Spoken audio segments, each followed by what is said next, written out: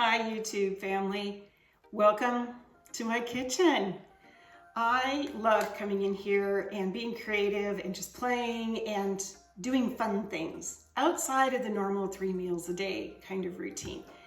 And a couple years ago, I was part of this online study group where we would meet once a week on Zoom.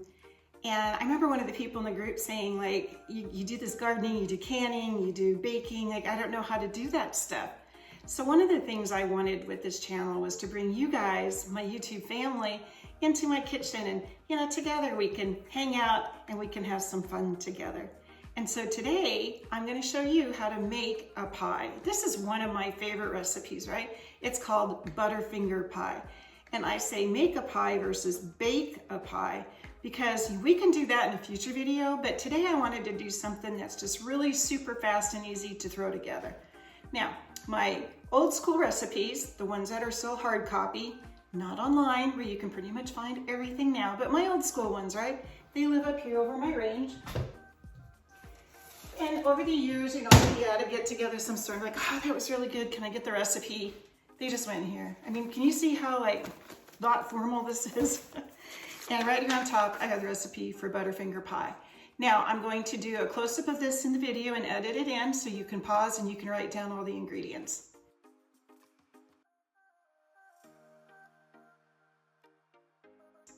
I want you to notice one thing though. With this recipe, there's only ingredients. There's no instructions written below it. So follow along with me. This will be super simple, and together let's make a pie. Okay, so here we have all the ingredients. We have the 8 ounces of cream cheese. We have the 1/2 cup of peanut butter. I'll measure that out in just a bit. This is my vanilla. I've got the powdered sugar, the Butterfinger, the whipped topping, and then the graham cracker crust that it's going to go into. One of the things that I like to do when I mix up something like this is I like to put kind of like things together. So I'm gonna start with the cream cheese, the peanut butter, and the vanilla, and I'm gonna add that first.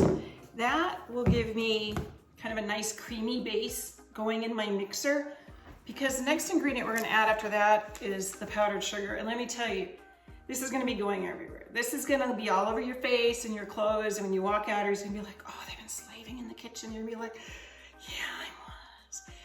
But just knowing that this is gonna be a powdery mess, I wanna have a good creamy base going in my mixer first, and then I can kind of spoon that in to make it mix in just a little bit better. Okay, so we will start with the cream cheese. Now, one thing that the recipe doesn't say is that the cream cheese needs to be at room temperature. I've had this one sitting out from the refrigerator for just a little bit, so it's good and soft. If you're out of time, you just pulled it from the fridge and it's still pretty cold, put it on a plate, put it in your microwave. But just a quick heads up, don't put it in the microwave for like a whole minute or something like that. Because of the nature of this, it might get a bit of like a hot spot in it and want to pop and make quite a mess. So I'd say if you do microwave it to get it up to room temperature, just go ahead and do it for small little bits at a time, like maybe start with 10 or 11 seconds at a time. My foil on this is ripping just a little bit. I'm gonna get this out of there so I can get this into my bowl a little bit easier.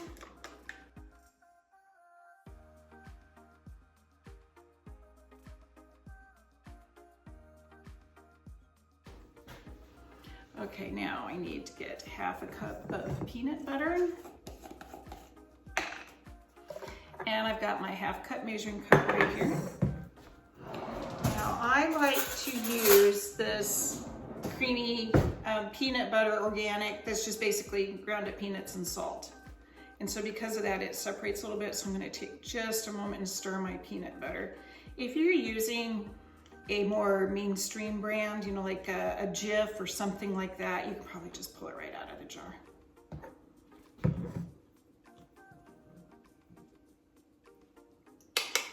we'll go ahead and we'll scoop out 1/2 cup of the peanut butter. Yeah, I do it over the bowl like that, just in case some of it drips down in there. It's no big deal. All right, just about there. Okay, here we go. Peanut butter.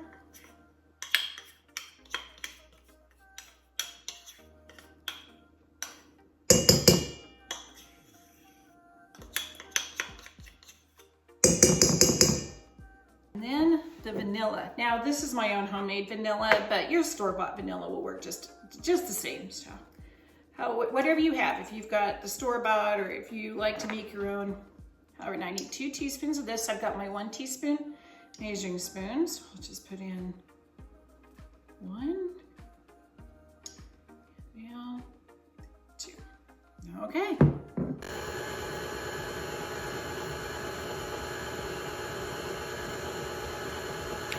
Okay, you have got to be kidding me, right? Welcome to being a new YouTuber. I was certain I had that camera on, and now I don't have enough ingredients on hand to film this a second time. So what I did was I had my peanut butter, my vanilla, and my cream cheese in here first. And then what I did was I used this measuring cup right here to measure out 1.5 cups of the powdered sugar. And then I did 1 spoonful, like a little, like half spoonful at a time in there, so that when it dropped in, it would mix in and it wouldn't come up out of the bowl. And now I'm adding the cream cheese. And you can see that my cream cheese, usually it's frozen at the store. I left mine in the fridge, like overnight, so that it'd be easier to scoop it into the bowl and the consistency would be closer to what I needed.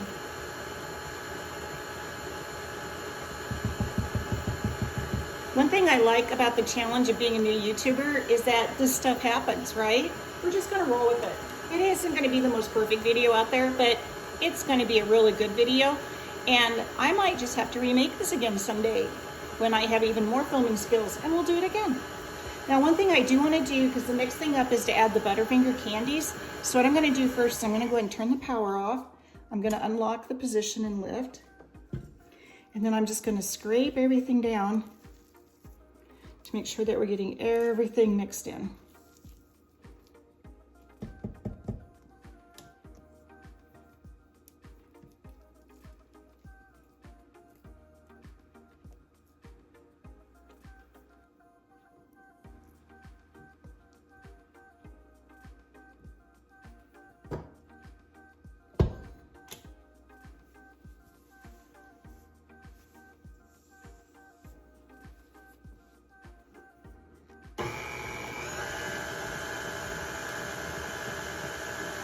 Now you can see that I'm getting a really good blend on this pudding, or this pie mix here.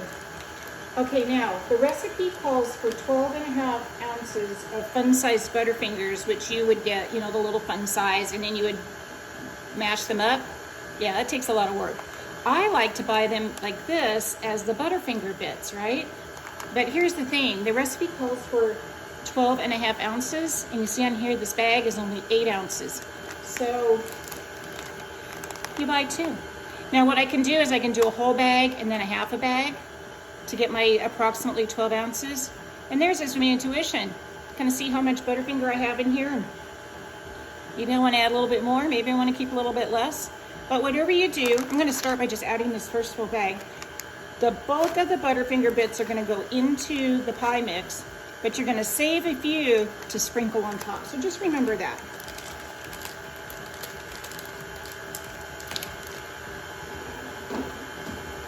I'm going to grab a scissors here and cut this bag open.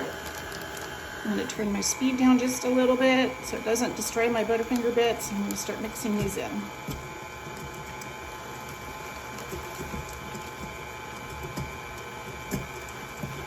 Isn't that beautiful?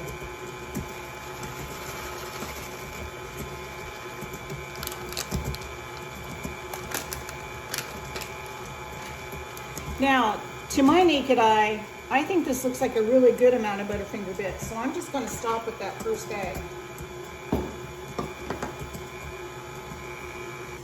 Again, I'm going to scrape the edges.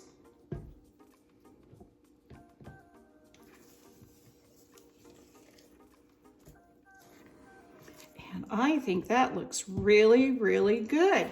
So let's just take that. I'm going to scoot that off to the side just a little bit. See, I tell you about the powdered sugar? It loves to go everywhere. That's why I keep a clean cloth handy to kind of keep things wiped up in between. All right, here comes my graham cracker pie crust. This is the secret sauce on this recipe. You don't have to try to make a pie shell from scratch, just get one of these graham cracker crusts from your grocery store.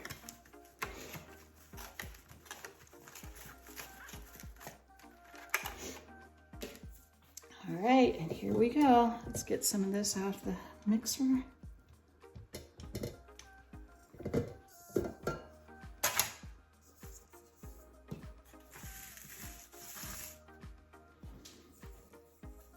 And let's fill our crust.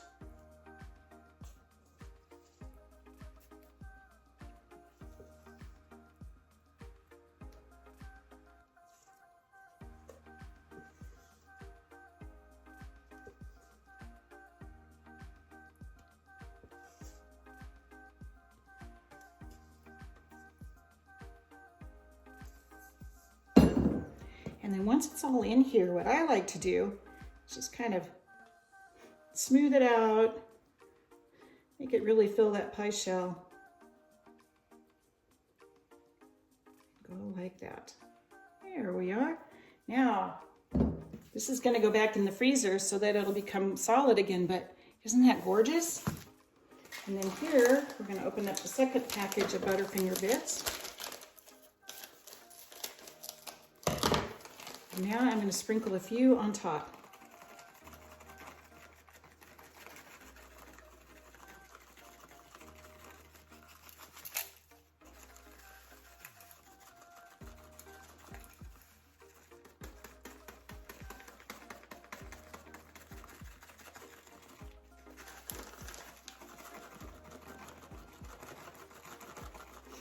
And again, no need to measure, just do what looks good to you. And there we have it, Butterfinger pie. Like I said, you can just take this top here, flip it around, and put it in the freezer, let it freeze back up, I don't know, give it a few hours, and you've got Butterfinger pie. Wasn't that fun? So simple too, right? And here we are. Here is the completed pie. I hope you've had as much fun in the kitchen today as I've had. I tell you, it's been kind of fun because, you know, little things screwed up with the technology and all that, and that's fine. What's a trip to the kitchen without a little fun and a little interruption and a little improvisation, right? And like I said, maybe it'll just inspire me to remake this video at some point down the road when, you know, I've got more gear. Oh, I'm so glad y'all could join me today. It's fun having you in the kitchen with me, and it's fun to be able to share one of my favorite recipes with you and to show you how to make it. Until next time, God bless, much love.